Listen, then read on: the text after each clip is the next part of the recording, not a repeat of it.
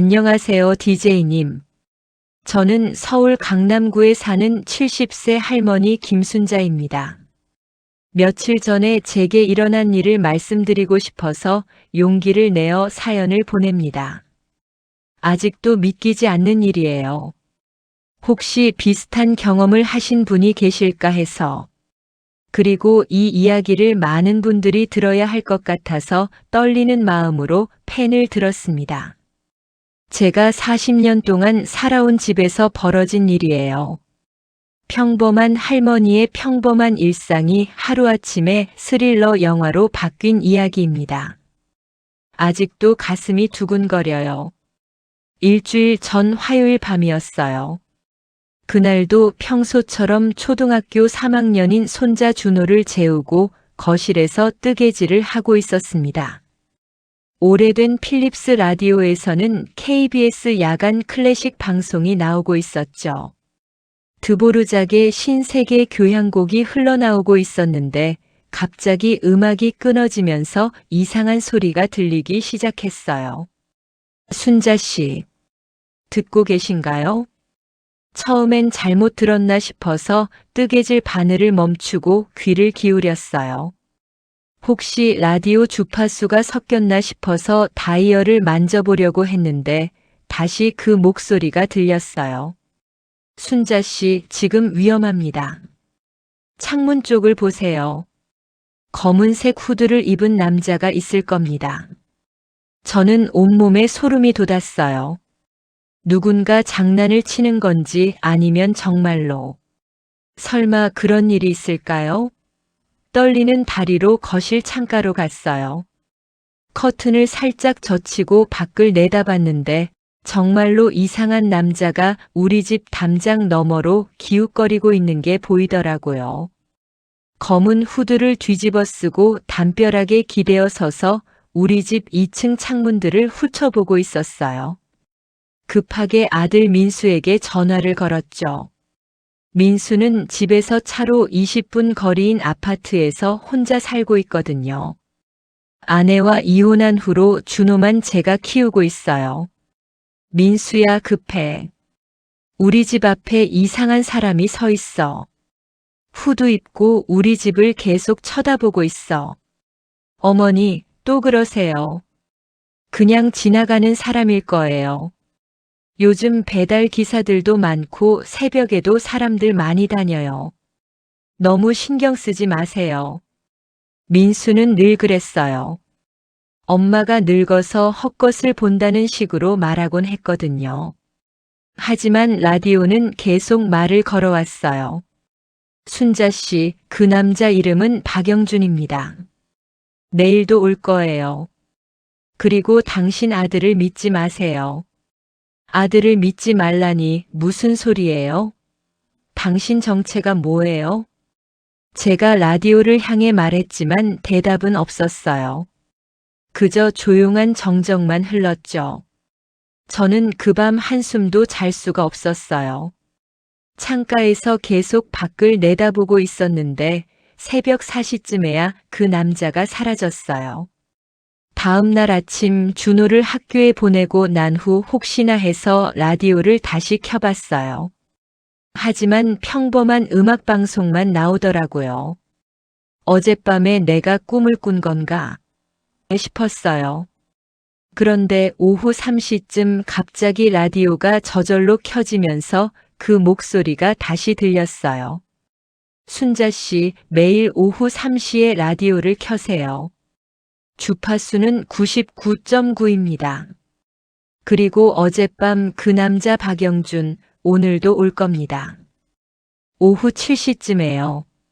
정말로 오후 7시가 되자 어젯밤 그 남자가 나타났어요. 이번에는 더 대담하게 우리 집 대문 앞까지 와서 초인종을 눌렀어요. 저는 무서워서 문을 열지 않고 인터폰으로만 말했어요. 누구세요? 안녕하세요. 택배 왔는데요. 하지만 그 남자 손에는 택배 상자도 없었고 택배 기사 옷도 입지 않았어요. 저는 그냥 잘못 오신 것 같아요라고 하고 인터폰을 끊었어요. 그 후 라디오에서 말했어요. 잘했습니다, 순자 씨. 그 사람은 당신 집 금고를 노리고 있어요. 금고요? 우리 집에 무슨 금고가 있다는 거예요? 저희는 그냥 평범한 서민 가정인데. 저는 정말 황당했어요. 우리 집에 금고라니요. 40년 동안 이 집에 살면서 금고 같은 건 본 적도 없는데 말이에요. 순자 씨, 거실 벽을 자세히 보세요.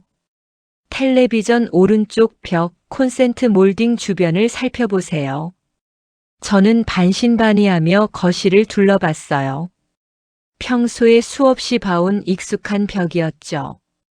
하지만 라디오가 시키는 대로 콘센트 몰딩 주변을 자세히 들여다보니 정말로 이상한 게 있더라고요. 콘센트 몰딩 위쪽에 작은 색깔점들이 있는 거예요. 파란색, 빨간색, 노란색, 초록색. 각각 1cm도 안 되는 작은 점들이었어요. 페인트 칠할 때 실수로 떨어뜨린 물감 정도로 생각하고 평소에는 전혀 신경 쓰지 않았던 것들이었죠. 그 색깔들이 암호입니다. 파란색을 짧게 한 번 누르고 빨간색을 길게 한 번, 노란색을 짧게 2번, 초록색을 길게 한 번 눌러보세요. 이런 미친 소리가 어디 있어요. 벽을 눌러서 뭔가 나온다니. 하지만 호기심이 생겨서 시키는 대로 했어요. 파란 점을 톡 눌렀다가 뗐고 빨간 점을 3초 정도 눌렀다가 뗐어요. 노란 점을 톡톡 2번 누르고 초록 점을 다시 길게 눌렀죠. 그런데 띠리릭. 정말로 벽에서 기계음이 들리면서 벽 한쪽이 스르륵 옆으로 밀려났어요. 그러더니 그 안에서 작은 금고가 나타났어요. 디지털 금고였는데 이미 문이 열려 있었어요. 저는 너무 놀라서 주저앉을 뻔했어요. 40년 동안 살던 집에 이런 비밀 금고가 있었다니. 그 안을 들여다보니 이걸 어떻게 설명해야 할까요? 현금 다발들이 가득 들어 있었어요. 10,000원짜리, 50,000원짜리 지폐들이 고무줄로 묶여서 빼곡히 쌓여 있었어요. 대충 봐도 몇 천만 원은 될 것 같았어요. 그리고 USB 메모리들이 20개 정도, 여권 같은 것들이 여러 개, 그리고 이상한 서류들이 한가득 있었어요. 서류 중 하나를 꺼내서 봤더니 차명 계약서라고 적혀 있더라고요. 그리고 국회의원, 기업 임원들 이름이 적힌 명단도 있었어요. 저는 무서워서 급하게 다시 금고 안에 넣었어요. 바로 그때 현관문 열리는 소리가 들렸어요. 민수가 일찍 퇴근해서 들어오고 있었어요. 어머니, 집에 계세요? 오늘 일찍 끝나서. 저는 급하게 금고를 닫고 벽을 원래대로 밀어 넣었어요. 다행히 벽이 자동으로 제자리로 돌아가더라고요. 그리고 라디오도 얼른 껐어요. 어머니, 뭐 하세요? 민수가 거실로 들어왔는데 평소와 달리 긴장한 듯한 표정이더라고요. 눈도 이상하게 빨갛고 손도 떨리고 있었어요. 아무것도 아니야. 그냥 청소 좀 하고 있었어. 청소요? 근데 왜 이렇게 더운 거예요? 에어컨 켜드릴까요? 실제로는 더운 날씨도 아니었는데 민수가 계속 땀을 흘리고 있었어요. 뭔가 숨기고 있는 것 같았어요. 민수야, 너 요즘 어디서 뭐하니? 얼굴이 많이 상했네. 그냥 일이 좀 많아요. 스트레스 받고 있어요. 그날 밤 민수가 준호와 함께 저녁을 먹은 후 집에 돌아간 다음 라디오가 다시 켜졌어요. 순자 씨, 오늘 잘하셨어요. 하지만 지금부터 더욱 조심하셔야 합니다. 당신 주변에는 당신이 생각하는 것보다 훨씬 많은 거짓말이 있어요. 그 금고는 도대체 누가 만든 거예요? 그리고 왜 우리 집에 있는 거죠? 그건 당신 남편이 만든 거예요. 저는 깜짝 놀랐어요. 남편은 15년 전에 돌아가셨거든요. 평생 성실한 회사원으로만 살았던 사람인데, 우리 남편이요? 그럴 리가 없어요. 우리 남편은 정말 평범한 사람이었는데, 김철수 씨는 겉으로는 평범한 회사원이었지만 실제로는 정치인들과 기업인들의 비자금을 관리하는 일을 했어요. 그가 죽기 전까지 그 금고의 존재를 아는 사람은 김철수 씨뿐이었어요. 하지만 최근에 박영준이 그 사실을 알아냈어요. 그럼 박영준은 누구예요? 전직 국정원 요원이었던 사람이에요. 지금은 그런 비자금들을 훔쳐서 개인적으로 이용하는 일을 하고 있어요. 그리고 라디오가 잠깐 멈췄다가 다시 말했어요. 그리고 당신 아들 민수도 이미 박영준과 연결되어 있어요. 다음 날 목요일 저는 일부러 시장에 간다고 하고 집을 나섰어요. 하지만 실제로는 집 근처 카페에서 1시간 정도 시간을 보낸 후에 살금살금 집으로 돌아왔어요. 뒷문 열쇠를 가지고 있어서 조용히 들어갔죠. 그런데 집에 민수만 있는 게 아니더라고요. 거실에서 남자 목소리가 여러 개 들렸어요. 저는 부엌 쪽 문틈으로 몰래 들여다봤어요. 민수와 함께 있는 사람은 어젯밤 문 앞에 왔던 그 남자 박영준이었어요. 그리고 처음 보는 다른 남자 한 명이 더 있었죠. 키가 크고 험상궂게 생긴 남자였어요. 저는 숨을 죽이고 그들의 대화를 들었어요. 민수야, 진짜 마지막이야. 오늘 밤만 넘기면 끝이야. 내일 새벽에 모든 걸 빼내고 우리는 사라지는 거야. 박영준이 민수의 어깨를 두드리며 말했어요. 박형, 정말로 어머니는 아무것도 모르시는 거 맞죠? 만약에 어머니가 눈치채시면 어떻게 해요? 걱정하지 마. 70살 노인네가 뭘 알겠어. 그냥 치매 걸린 할머니 취급하면 돼. 너도 평소에 그렇게 했잖아. 그 말을 들은 순간 제 가슴이 무너지는 것 같았어요. 제 아들이 저를 그런 식으로 생각하고 있었다니. 그런데 그 금고 안에 정말 그렇게 많은 돈이 들어 있어요? 아버지가 돌아가시기 전에 저한테는 아무 말씀도 안 하셨는데. 야, 내 아버지가 얼마나 대단한 사람이었는지 몰랐구나. 김철수 씨는 이 나라 정치계와 재계의 뒷돈을 20년 동안 관리했어. 그 금고 안에 있는 건 돈만이 아니야. 고위 정치인들, 재벌 총수들의 비리 증거도 다 들어있어. 험상궂게 생긴 남자가 끼어들었어요. 형님, 그런 증거물들로 우리가 할 수 있는 일이 얼마나 많은지 아세요? 협박해서 돈을 뜯어낼 수도 있고 아니면 외국에 팔아넘길 수도 있고. 조용히 해, 강민아. 벽에 귀가 있다. 박영준이 강민이라는 남자를 제지했어요. 민수야, 어쨌든 오늘 밤이 마지막이야. 11시에 내가 전문가 한 명 더 데리고 올 테니까 그때까지 내 어머니와 조카를 재워놔. 그리고 절대로 깨어나지 않게 해. 네, 알겠습니다. 민수의 대답을 들은 순간 저는 온몸이 떨렸어요. 그들이 우리를 해치려는 건 아닐까요? 그들이 나간 후 저는 급하게 라디오를 켰어요. 라디오 씨, 들리세요? 정말 위험해요. 오늘 밤 11시에 그들이 또 올 거예요. 순자 씨, 들었어요. 하지만 걱정하지 마세요. 이미 경찰에 신고했어요. 경찰에요? 네. 하지만 조심하세요. 경찰 중에도 그들과 연결된 사람이 있어요. 오늘 밤에는 정확히 누가 아군이고 누가 적군인지 구분해야 해요. 그때 학교에서 준호가 돌아왔어요. 평소보다 훨씬 우울해 보이더라고요. 할머니, 저 배고파요. 그래, 할머니가 맛있는 거 해줄게. 그런데 준호야, 너 요즘 아빠 때문에 힘들지? 네. 아빠가 요즘 이상해요. 전화 통화할 때 목소리가 무서워요.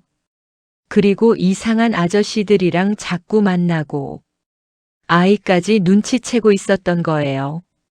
저는 준호를 꼭 안아주면서 생각했어요. 이 아이만은 반드시 지켜야 한다고. 준호야, 오늘 밤에는 할머니 침실에서 같이 자자. 그리고 무슨 일이 있어도 밖으로 나오면 안 돼. 알겠지? 네, 할머니. 저녁을 먹을 때 민수가 왔어요. 평소와 달리 많이 긴장해 보였어요. 어머니, 준호 일찍 재우세요. 오늘 좀 일찍 자야겠어요. 왜? 무슨 일 있어? 아니에요. 그냥 내일 일찍 나가야 해서요. 민수가 거짓말하고 있다는 걸 알 수 있었어요. 그 아이는 어릴 때부터 거짓말할 때 눈을 깜빡거리는 버릇이 있었거든요. 오후 10시 30분 저는 준호를 제 방에 재웠어요. 다행히 아이는 하루 종일 스트레스를 받았는지 금세 잠들었어요. 저는 거실 불을 모두 끄고 라디오만 작게 켜놨어요. 순자 씨, 준비되셨어요? 무슨 준비요? 오늘 밤 모든 게 끝날 거예요. 하지만 당신이 용기를 내야 해요. 정확히 11시 현관문이 열리는 소리가 들렸어요. 민수가 먼저 들어왔고 그 뒤로 박영준과 강민, 그리고 처음 보는 남자 한 명이 더 들어왔어요.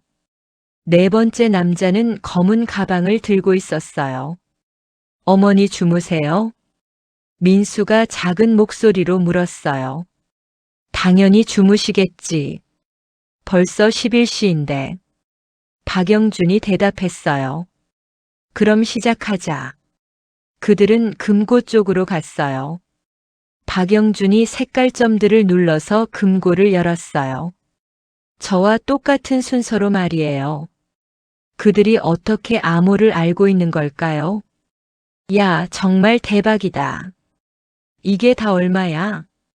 강민이 흥분해서 말했어요. 조용히 해. 돈은 나중에 세고 USB부터 확인해 보자. 네 번째 남자가 노트북을 꺼내서 USB를 확인하기 시작했어요. 형님, 이거 완전 대박입니다. 국회의원 12명, 재벌 총수 8명의 비리 증거가 다 들어있어요. 바로 그 순간 현관문이 다시 열리는 소리가 들렸어요. 이번에는 경찰들이 들어왔어요.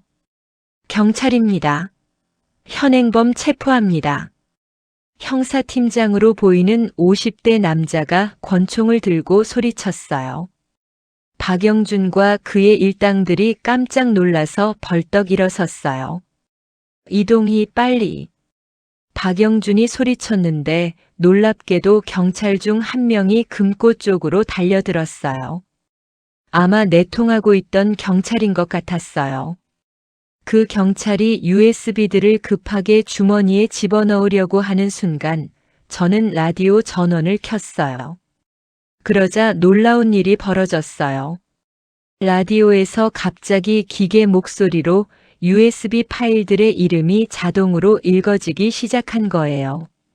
차명 계좌 파일, 국회의원 김씨 후원금 조작 파일, 재벌 총수 이씨 탈세 증거 파일, 검찰총장 박씨 로비 녹음 파일. 정말 충격적인 파일 이름들이 계속 나열됐어요. 박영준이 소리쳤어요. 꺼. 당장 그거 꺼. 그 순간 저는 어둠 속에서 일어나서 그를 똑바로 바라보며 말했어요. 꺼야 할 건 당신들의 거짓말이에요. 그때 거실 TV가 갑자기 켜지면서 금고 안의 모든 증거들이 화면에 나타나기 시작했어요. 서류들의 내용, USB 파일들, 심지어 현금 다발까지 생생하게 화면에 비춰졌어요. 나중에 알고 보니 창밖에 드론 카메라가 있어서 모든 걸 촬영하고 있었다고 하더라고요. 이게 뭐야? 누가 이런 걸 설치했어? 박영준이 당황해서 소리쳤어요. 형사팀장이 말했어요. 박영준, 넌 체포됐다. 그리고 이동희, 너도 마찬가지야. 내통하고 있던 경찰 이동희도 결국 체포됐어요. 그런데 아직 끝이 아니었어요. 형사팀장이 민수에게 다가가면서 말했어요. 김민수 씨도 함께 오셔야겠습니다. 저는 그냥 속은 거예요. 정말 몰랐어요. 민수가 울면서 말했지만 이미 늦었어요. 아빠. 그때 준호가 방에서 뛰어나왔어요. 소음 때문에 깨어난 거였어요. 준호야, 가지 마. 아빠가 잘못했어. 민수가 아이를 안으면서 눈물을 흘렸어요. 저는 준호를 제 품으로 데려왔어요. 아이가 더 이상 이런 장면을 보지 않게 하기 위해서였어요. 결국 박영준, 강민, 내통 경찰 이동희, 그리고 제 아들 민수까지 모두 체포돼서 끌려갔어요. 그들이 모두 나간 후 라디오에서 마지막으로 말했어요. 순자 씨 수고하셨어요. 이제 모든 게 끝났어요. 당신은 정체가 뭐예요? 정말 궁금해요. 저는 당신 남편 김철수 씨가 남긴 AI 프로그램이에요. 만약 누군가 금고를 노린다면 당신을 보호하라고 남긴 거죠. 저는 깜짝 놀랐어요. 남편이 그런 걸까지 준비해 놨다니. 남편이 정말 그런 일을 했던 거예요? 네. 하지만 김철수 씨는 나쁜 사람이 아니었어요. 그는 그런 비자금들을 모아서 언젠가 모든 걸 폭로하려고 했어요. 정의로운 사람이었습니다. FIL 오주유의 마이너스 새로운 시작. 일주일 후 뉴스는 온통 이 사건으로 가득했어요. 국정원 출신 사기단 적발, 정계 재계 비자금 카르텔 전면 수사, 부패 경찰 대거 검거라는 헤드라인이 연일 신문과 방송을 장식했어요. 우리는 그 집을 떠나 작은 연립주택으로 이사했습니다. 준호와 단둘이 새로운 생활을 시작하게 됐어요. 처음엔 많이 힘들었죠. 준호도 아빠가 감옥에 간 것 때문에 많이 상처받았고 학교에서도 친구들이 수군거리는 소리를 들어야 했어요. 하지만 아이는 생각보다 강했어요. 어느 날 준호가 무지개를 그려서 새집 거실 벽에 걸었어요. 할머니, 이제 색깔은 암호가 아니에요. 그냥 아름다운 무지개예요. 그 말을 들으며 저는 눈물이 났어요. 이 아이가 이런 힘든 상황에서도 희망을 잃지 않는다는 게 기특하면서도 미안했어요. 민수는 법정에서 어머니와 아들에게 죄송하다며 눈물을 흘렸어요. 하지만 이미 저질러진 일은 돌이킬 수 없었죠. 그래도 박영준 일당을 검거하는데 적극 협조한 공로로 형량이 많이 줄어들었어요. 아마 3년 후면 나올 수 있을 거예요. 가끔 준호가 물어봐요. 할머니, 아빠 언제 집에 와요?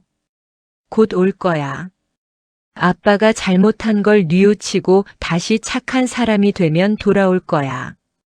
그럼 우리 다시 함께 살 수 있어요? 그럼 물론이지. 그런 대화를 나눌 때마다 가슴이 아팠지만 아이에게는 희망을 주고 싶었어요. 그 라디오는 이제 평범한 라디오가 됐어요. 아침에는 뉴스를 들려주고 저녁에는 가요를 틀어줘요. 하지만 가끔씩, 아주 가끔씩 조용한 목소리로 속삭이는 것 같아요. 잘 해내셨습니다, 순자 씨. 고맙습니다, 여보. 저는 그럴 때마다 남편에게 인사를 해요. 비록 세상을 떠났지만 마지막까지 우리 가족을 지켜주려고 했던 남편에게 감사하다고 말이에요. 새 집 근처에는 작은 공원이 있어요. 준호와 함께 저녁 산책을 나가면 아이가 그네를 타면서 말해요. 할머니, 우리 이제 정말 평범하게 살 수 있죠? 그럼 당연하지. 할머니는 앞으로 거짓말 안 하고 정직하게만 살 거야. 저도요. 아이의 맑은 웃음소리를 들으며 저는 생각해요. 비록 힘든 일을 겪었지만 결국 진실이 승리했다는 것을, 그리고 이제 우리에게는 새로운 시작이 기다리고 있다는 것을. 물론 경제적으로는 많이 어려워졌어요. 민수가 감옥에 가면서 생활비 지원도 끊어졌고, 저는 나이가 많아서 일자리를 구하기도 쉽지 않아요. 하지만 동네 복지관에서 도시락 배달 일을 소개해 주셨고, 준호 교육비는 정부 지원을 받을 수 있게 됐어요. 가끔 힘들 때면 준호가 와서 제 어깨를 주물러 줘요.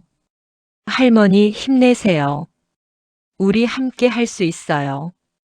그런 아이를 보면 이 모든 시련이 헛되지 않았다는 생각이 들어요. 검찰 조사 과정에서 알게 된 사실인데 남편 김철수는 정말로 대단한 사람이었어요. 20년 동안 정치인들과 기업인들의 비자금을 관리하면서 몰래 모든 증거를 수집하고 있었던 거예요. 언젠가는 모든 걸 세상에 공개해서 우리 사회를 정화하려고 했던 거죠. 남편이 돌아가시기 전 마지막 말씀이 생각나요. 순자야, 나한테 무슨 일이 생기면 항상 정직하게 살아라. 그리고 준호를 잘 키워라. 그때는 무슨 말인지 몰랐는데 이제야 이해가 돼요. 요즘에는 준호가 장래 희망이 생겼다고 해요. 할머니, 저 커서 경찰관이 될래요. 나쁜 사람들을 잡는 정의로운 경찰관이요. 그래, 좋은 생각이야. 하지만 어떤 일을 하든 정직하게 해야 해. 네, 할머니처럼요. 아이의 순수한 마음을 보면 이 세상이 아직 희망이 있다는 생각이 들어요. 그런데 며칠 전에 반가운 소식을 들었어요. 그 사건으로 적발된 비자금들이 모두 국고로 환수됐는데 그중 일부가 사회적 약자 지원 기금으로 쓰인다는 거예요. 그리고 사건 해결에 기여한 공로로 저희에게도 작은 포상금이 나왔어요. 할머니, 이 돈으로 뭐 할까요? 준호가 물어봐서 생각해 봤어요. 반은 내 대학 등록금으로 저축하고 반은 어려운 할머니들 도와드리는 데 써야겠다. 저도 용돈 모아서 기부할래요. 이런 아이를 보면 정말 대견해요. 최근에는 동네에서 작은 유명 인사가 됐어요. 라디오 할머니라고 부르시는 분들도 계시고요. 가끔 젊은 기자들이 인터뷰를 요청하기도 해요. 하지만 저는 조용히 살고 싶어서 대부분 정중히 거절해요. 대신 동네 복지관에서 어르신들을 위한 라디오 방송을 시작했어요. 일주일에 한 번씩 30분 동안 옛날 이야기도 들려드리고 건강 정보도 나눠드리고 있어요. 제 경험을 통해 다른 분들에게 항상 정의로운 일을 해야 한다는 메시지를 전하고 있어요. 그리고 무엇보다 준호와 함께하는 일상이 행복해요. 아침에 아이 도시락 싸주고 학교 보낸 후에 복지관 일하고 저녁에 함께 산책하고 밤에는 책 읽어주고. 평범하지만 소중한 하루하루예요. DJ님, 이런 이상한 경험을 하신 분이 또 계실까요? 그리고 제가 옳은 일을 한 게 맞을까요? 아직도 가끔 후회가 돼요. 제 아들이니까. 하지만 준호의 미래를 생각하면 그때 그 선택이 옳았다는 생각이 들어요. 라디오를 통해 진실을 알게 됐다는 게 아직도 믿어지지 않지만 어쨌든 이제 저희 할머니와 손자는 평범하지만 정직한 삶을 살고 있답니다. 혹시 이 방송을 들으시는 분 중에 비슷한 상황에 처해 계신 분이 있다면 용기를 내시라고 말씀드리고 싶어요. 진실은 언젠가는 반드시 밝혀지고 정의는 승리합니다. 비록 과정은 힘들고 아프지만 결국 옳은 일을 한 사람이 평안한 잠을 잘 수 있어요. 그리고 가족이라고 해서 모든 잘못을 덮어주는 게 진짜 사랑이 아니라는 것도 깨달았어요. 때로는 아픈 진실을 직시하게 하는 것이 더 큰 사랑일 수 있어요. 마지막으로 세상에는 아직도 정의로운 사람들이 많다는 것을 확인했어요. 그 형사팀장님, 저희를 도와주신 복지관 선생님들, 준호를 따뜻하게 대해주시는 선생님과 친구들. 이런 분들 덕분에 우리는 다시 희망을 가질 수 있었어요. 긴 사연 끝까지 들어주셔서 정말 감사합니다. 혹시 비슷한 어려움을 겪고 계신 분들에게 작은 도움이나 위로가 됐으면 좋겠어요. 아, 그리고 라디오의 힘을 다시 한번 느꼈어요. 이렇게 멀리 떨어진 분들과도 마음을 나눌 수 있다니. 라디오가 단순한 기계가 아니라 사람과 사람을 이어주는 따뜻한 매개체라는 생각이 들어요. 오늘도 저희 집 라디오에서는 잔잔한 음악이 흘러나오고 있어요. 평범하지만 평화로운 우리의 하루를 축복해주는 것 같아서 고맙습니다. 다시 한번 감사드리며 모든 청취자분들이 건강하고 행복하시길 기원합니다.